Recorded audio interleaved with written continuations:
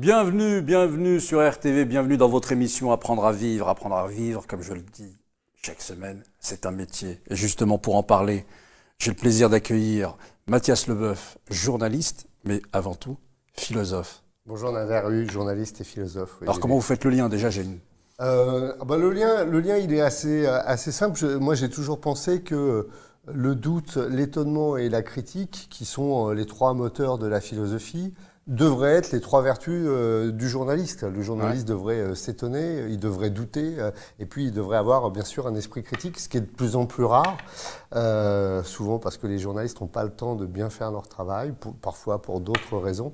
Mais c'est pour moi deux activités connexes, et d'ailleurs d'une certaine façon, si on reprend l'histoire de la philosophie, Socrate, ce type qui descend dans la rue et qui dit à chacun, tu es qui, tu es quoi, en quoi tu crois, quelles sont tes valeurs, pourquoi tu fais ce que tu fais, pourquoi tu penses être le mieux qualifié pour être juge ou pour être stratège, c'est déjà une forme de journalisme. Alors que le philosophe, lui, ne peut pas cesser de douter, de s'interroger, de questionner ce qu'il voit, sinon il n'est plus philosophe. Oui, d'ailleurs, effectivement, le point commun, c'est poser des questions. Quand on est journaliste, on pose des questions. Quand on est philosophe, on pose aussi des questions. Et effectivement, vous avez raison sur une chose, c'est que la philosophie est travaillée par deux choses. Par le doute, profondément. Et effectivement, un philosophe qui ne doute plus ou qui ne doute pas, ça devient un idéologue, ça devient quelqu'un qui est effectivement un dogmatique. Et en tout cas, moi, c'est pas ma tasse de thé.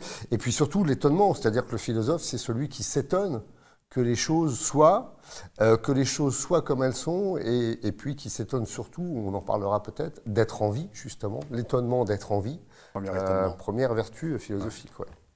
Alors, l'émission s'appelle « Apprendre à vivre ». Je ne l'ai pas nommé ainsi comme cela. En fait, je me suis inspiré du titre d'un livre de lettres traduites, en fait, de lettres de Sénèque, du philosophe romain Sénèque, « Lettres à Lucilius ». Alain Gollon en a fait un livre, a traduit ces lettres. L'auteur Alain Gollon, il en a fait une traduction du latin vers le français.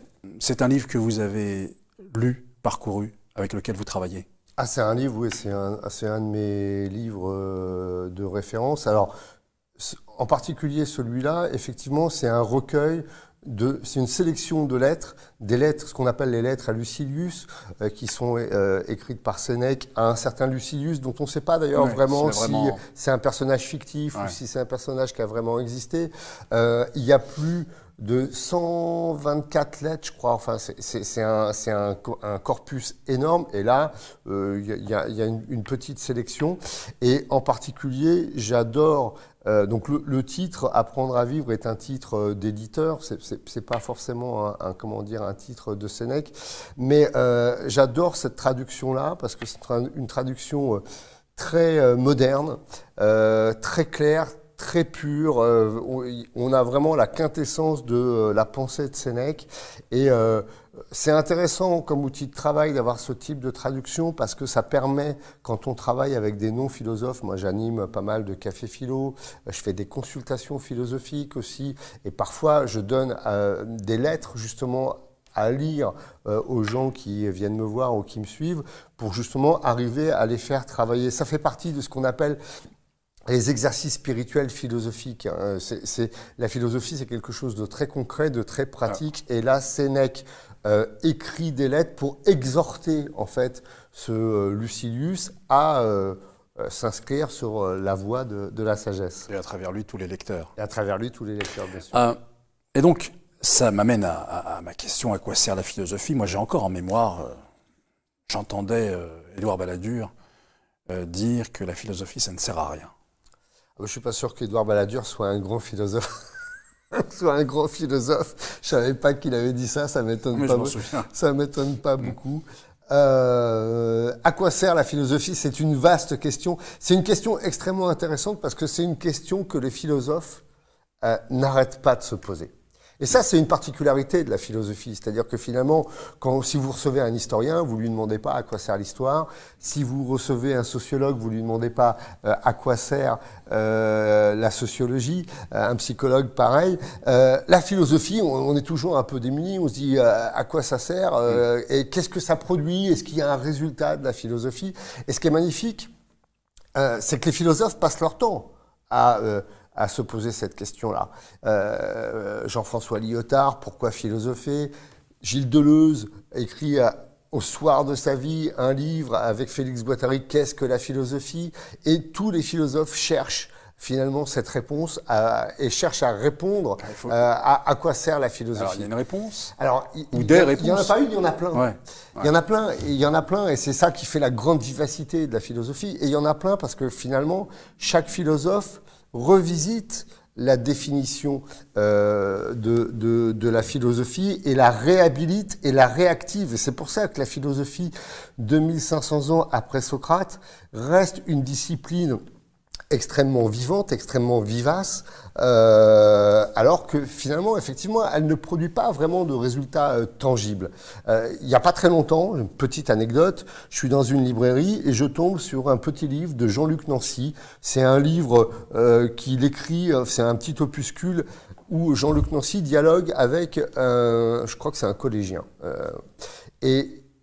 Donc ça peut servir d'ailleurs d'introduction à la philosophie. Et Jean-Luc Nancy, qui est un philosophe quand même pas facile d'abord, pas très grand public, donne cette définition de la philosophie à l'intérieur que je trouve formidable. Il dit « Philosopher, c'est donner de la vie à la vie ». Sublime comme définition.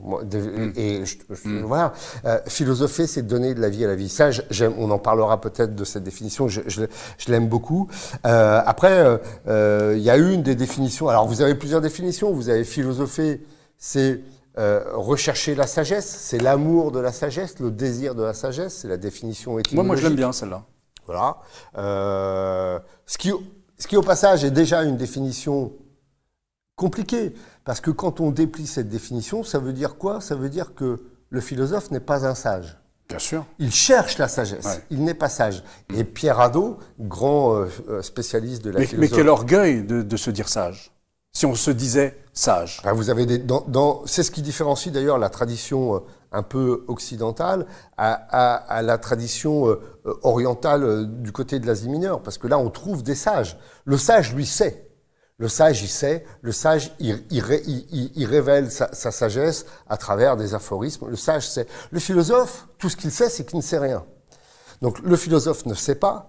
Il recherche, il désire la sagesse. Et c'est ce que dit Pierre Hadot. Et j'aime beaucoup cette analyse, c'est-à-dire que Pierre Hadot dit, si le philosophe désire la sagesse, c'est un, qu'il n'est pas sage, et deux, qu'il est un désirant. Le philosophe, c'est un désirant. Il se définit par le désir. Et ça, ce qui est magnifique, c'est que c'est pas seulement Pierre Hadot qui dit ça, c'est déjà chez Platon dans le banquet, parce que dans le banquet de Platon, il y a un discours qui est fait par Socrate. Socrate rapporte le discours de Diotima, la prêtresse de Mantinée, et Diotima confond la figure d'Éros, donc celle du désir, avec celle de Socrate, et elle dit Éros est philosophe. Et je crois fondamentalement que le philosophe, c'est un désirant. Alors reste à savoir ce qu'il désire. Oui, mais justement, pourquoi ce désir d'être sage au milieu d'une foule qui ne l'est certainement pas et qui désire bien d'autres choses que la sagesse? Pourquoi ces gens-là sont-ils animés par ce désir d'être sage? Est-ce pour se soigner eux-mêmes? Est-ce pour... Oui, il y a un côté... toute la question, c'est qu'est-ce que la sagesse, premièrement. Ça, très compliqué. Réponse, c'est une question tiroir. Qu'est-ce que la sagesse? Et en fait, derrière le terme de sagesse, ce que désire fondamentalement la sagesse, c'est un horizon que les philosophes cherchent à atteindre ou vers lequel ils tendent, mais c'est l'horizon qui les met en mouvement d'une certaine façon. Je suis pas sûr que le philosophe ait envie d'être sage profondément. Les philosophes, ils sont mus par cette double ambition qui est d'être libre et heureux. Voilà, pour moi, en tout cas, et l'un va pas sans l'autre. On n'est jamais totalement libre quand on n'est pas heureux. On n'est jamais totalement heureux quand on n'est pas libre. Donc, la philosophie, fondamentalement, c'est une discipline d'affranchissement. Il faut arriver à s'affranchir de ce qui pèse sur nos vies et qui nous empêche d'exister vraiment et de vivre pleinement. Ça veut dire que ça devrait nous servir à nous, ici et maintenant. Bien sûr, bien sûr. On a un peu oublié ça. Alors, il y a une portée pratique, concrète, pragmatique de la philosophie, en tout cas de la philosophie antique, qui a une visée extrêmement pratique. Ça nous sert à quoi? Ça nous sert à apprendre à vivre, mais surtout, ça nous sert à mieux vivre, à avoir la meilleure vie possible. Alors, vous faites, et j'allais vous poser la question, une distinction entre la philosophie antique, qui semble être une philosophie utile, qui se veut utile, à une philosophie plus contemporaine, qui, elle, est un petit peu... C'est-à-dire qu'en fait, il y a eu un grand tournant dans l'histoire de la philosophie. Le grand tournant, c'est le XVIIIe siècle, fin du XVIIIe siècle, où la philosophie va tendance, et notamment en France, à devenir universitaire, premièrement. Donc, elle s'enferme dans un cadre scolaire et universitaire, ça c'est la première chose. Et puis, nous, en France, on a été extrêmement fascinés par la tradition grecque, premièrement, mais allemande surtout, qui est une tradition idéaliste et spéculative. Donc, effectivement, face à partir de Kant, j'ai envie de dire, on a Kant, Hegel, bon, alors il y a des grands contrepoints, hein. Schopenhauer et Nietzsche, par exemple, sont des philosophes du désir, et c'est lire Nietzsche ou Schopenhauer, en général, on prend une claque. Et cette claque, c'est quoi? Cette claque, c'est nous rappeler qu'on est vivant, quoi, et qu'on a une vie, et qu'il n'y a rien de pire. En fait, la grande question du philosophe, c'est pas de savoir s'il y a une vie après la mort, c'est pas de savoir si l'âme est éternelle ou pas, c'est de savoir s'il y a une vie pendant la vie. C'est ça la question du philosophe, et je vais vous dire pourquoi, parce que ça paraît comme ça, tout simplement parce que on en revient à une des définitions de la philosophie. Cette définition, c'est philosopher, c'est apprendre à mourir, qui est une définition intéressante parce que c'est Montaigne qui la reprend dans les essais et qui l'écrit comme ça dans les essais, mais elle remonte à Cicéron et à Socrate, puisque Socrate dit dans le Phédon, je crois, que de tous les hommes, les philosophes sont le mieux préparés à la mort. Ça veut dire quoi? Ça veut dire que la racine de la philosophie, c'est s'affranchir de la peur de la mort pour pouvoir, encore une fois, vivre pleinement et pour pouvoir vivre le mieux possible. Alors, ce serait la différence avec le fait d'être... Parce que les croyants aussi sont bien préparés à la mort, mais dans l'espoir d'une vie dans l'au-delà, oui. Tandis que le philosophe, ce serait pour une vie dans la vie. Exactement. Mais on peut être philosophe et croyant. Voilà, on peut gagner dans les deux côtés. C'est d'ailleurs pour ça, c'est très bien résumé, c'est d'ailleurs pour ça que ça peut être complémentaire. C'est-à-dire qu'effectivement, le philosophe s'intéresse, en tout cas, toute une tradition philosophique qui part de Socrate s'intéresse à la vie ici-bas. Pourquoi? Parce qu'à partir du moment où on prend conscience que l'on est mortel, à partir du moment où on prend conscience que le temps qui nous est donné, peut-être par un Dieu, est compté, qu'il file, et qu'il file irrémédiablement, à partir du moment où on prend conscience que non seulement le temps ne s'épargne pas, mais ne nous épargne pas, se pose la question de savoir, donc ça c'est la question de la finitude, premièrement, et de l'irréversibilité du temps. À partir de ce moment-là, à partir du moment où on a conscience de ça, se pose la question de savoir comment utiliser au mieux, et j'insiste sur le au mieux, ce temps qui nous est imparti. Et c'est au mieux, c'est quoi? C'est justement la question du bonheur. C'est quelle est la meilleure vie possible pour moi? Pourquoi? Pour ne pas passer à côté de la vie. Il y a un autre grand philosophe qui a vu ça de façon formidable, et ça va peut-être vous surprendre, Nader, c'est Descartes. Descartes, On a une image de Descartes étant un philosophe froid, cartésien, rationaliste. Et qui saucissonne. Hein. Et qui saucissonne, effectivement. Ouais. Ça, c'est pas faux. Mais en tout cas, on n'a pas vraiment l'image de Descartes comme étant un philosophe très existentiel. Et pourtant, Descartes nous dit quoi? En 2 mots, hein, je ne vais pas faire un cours de philosophie, mais Descartes nous dit... je raconte ça pour montrer que la philosophie, c'est une discipline extrêmement vivante et extrêmement incarnée. Descartes nous dit on peut douter de tout. On peut croire en tout. On peut croire en Dieu, on peut douter de l'existence de Dieu. On peut croire que l'on a un corps, on peut même douter de l'existence de son propre corps. On peut croire dans les vérités mathématiques, on peut douter que 2 et 2 font 4. Ça, c'est dans les méditations métaphysiques. Sauf que, il y a une chose dont on ne peut pas douter, c'est « je suis, j'existe ». Je suis, j'existe est toujours vrai, parce que même pour en douter, il faut exister. Ah, d'accord. Donc la première vérité, la vérité racine que délivre la philosophie, c'est la conscience de sa propre existence. Je suis en vie. Reste après à savoir ce que je vais faire de cette vie. Mais c'est ça, c'est de ne pas passer à côté de sa vie. Alors, j'aime bien aussi l'idée que je suis, j'existe très bien, mais il y a plus fort que moi. Et là, on est dans Schopenhauer, lui, vous avez la nature qui, en réalité, réalise son dessein. Ouais. Et moi, je me souviens, en sexologie, j'avais fait un mémoire sur la métaphysique, sur l'amour sexuel de Schopenhauer, qui nous explique que, en fait, la nature voulant que la race humaine continue de se reproduire, fait que nous allons vers les autres, que nous tombons amoureux, que nous nous marions, que nous faisons famille, voilà, et qu'il y a des enfants, etc., etc. Et qu'en fait, l'amour est un des pièges, est un des espèces de sortilèges comme ça, qui fait que qu'on se rencontre.